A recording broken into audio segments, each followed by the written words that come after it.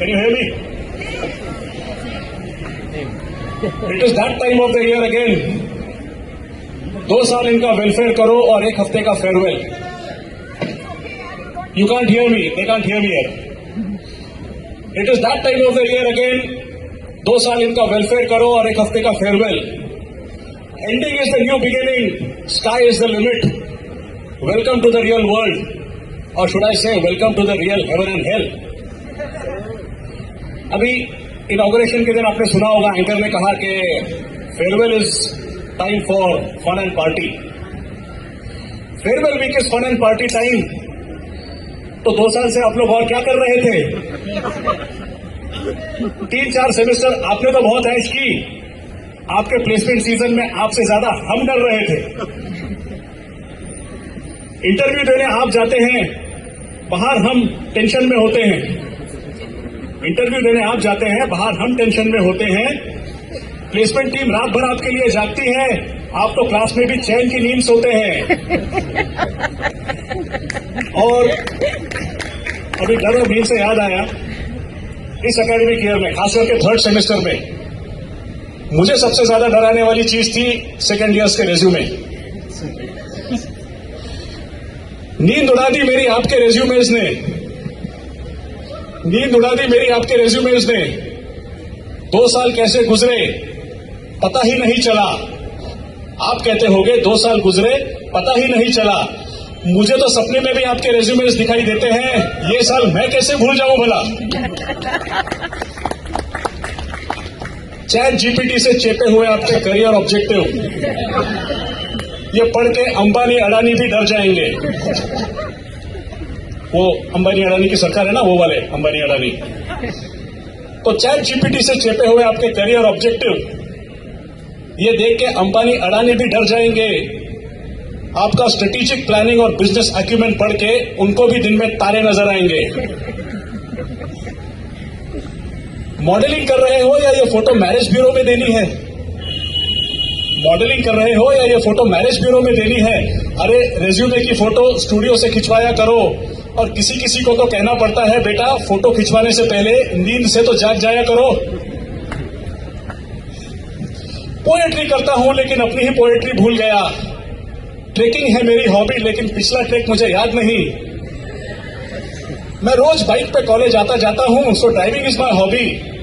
बेटा hobby resume में लिखने से पहले बनानी होती है, प्लेसमेंट के बाद नहीं. स्किल्स में आप लिखते हो I am a creative person. अच्छा, क्रिएटिव पर्सन.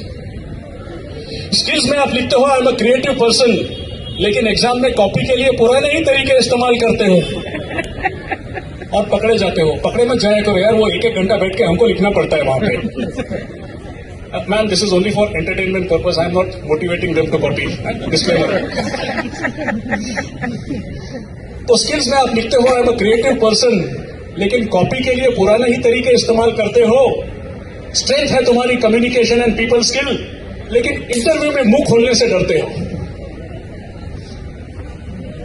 वो एक अंग्रेजों के जमाने के जेलर थे. आपके रिज्यूमे भी उसी जमाने के लगते हैं. टेबल के नीचे, कबर्ड के पीछे 10-10 फोल्ड करके हम अपने रेज्यूमेस रखते हैं. हम हैं खतरों के खिलाड़ी, जान हथेली पर लेकर चलते हैं. इंटरव्यू के 10 मिनट पहले हमारे रेज्यूमे के प्रिंटआउट्स निकलते हैं.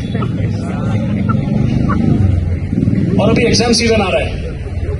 आपका एग्जाम शुरू होगा, आपके फैकल्टीज का एग्जाम शुरू हो गया.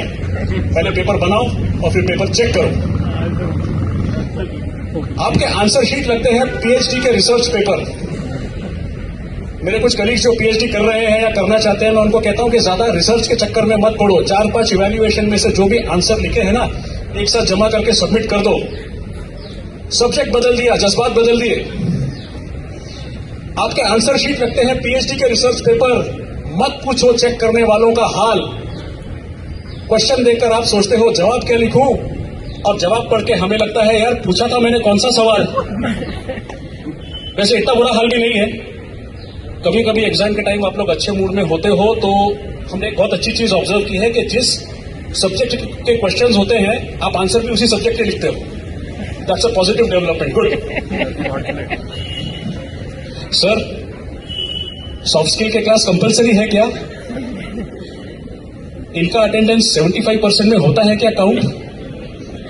हम पूछ रहे हैं क्योंकि जानना चाहते हैं कौन से क्लास पे हम ले सकते हैं डिस्काउंट। अटेंडेंस ही परम सत्य है, बाकी सब मोह माया है। अटेंडेंस ही परम सत्य है, बाकी सब मोह माया है।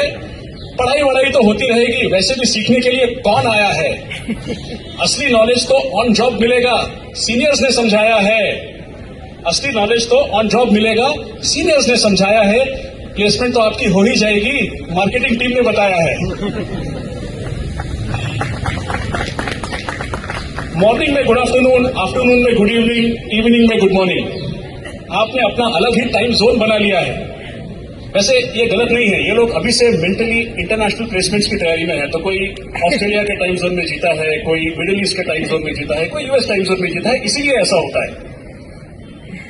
सो मॉर्निंग में गुड आफ्टरनून, आफ्टरनून में गुड इवनिंग, इवनिंग में गुड मॉर्निंग। आपने अपना ही टाइम जोन बना लिया है।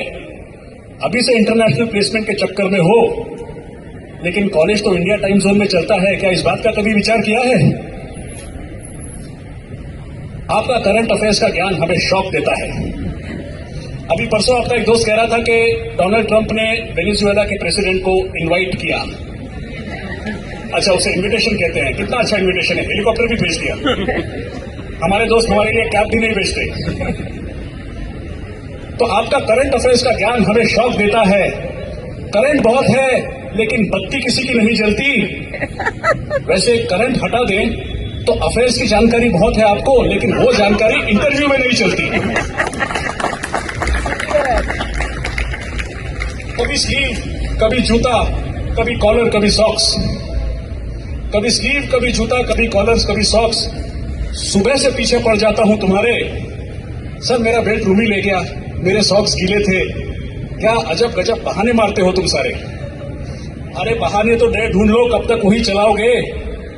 बहाने तो नए ढूंढ लो, कब तक वही चलाओगे। वो फाटक कभी खुलने वाला है क्या, किसी दिन आके बताओगे। रूमी को कब तक दोष दोगे लेट होने के लिए। वो भी क्या ऐतिहासिक दिन होगा जब सब टाइम पर आओगे। और अब अंत में दुआ मांगते हैं कि आगे चल के आपको टीम मेंबर्स और जूनियर्स भी आप ही की तरह मिले। दुआ करते हैं कि आगे चल के आपको टीम मेंबर्स और जूनियर्स भी मिले आप ही के जैसे। जेन जी, अभी जेन अल्फा आने वाले हैं आपके जूनियर्स बन के, रुकिए। तो दुआ मांगते हैं कि आगे चल के आपको टीम मेंबर्स और जूनियर्स मिले आप ही के जैसे। तब आपको पता लगेगा आपने परेशान किया हमें कैसे कैसे। Thank you.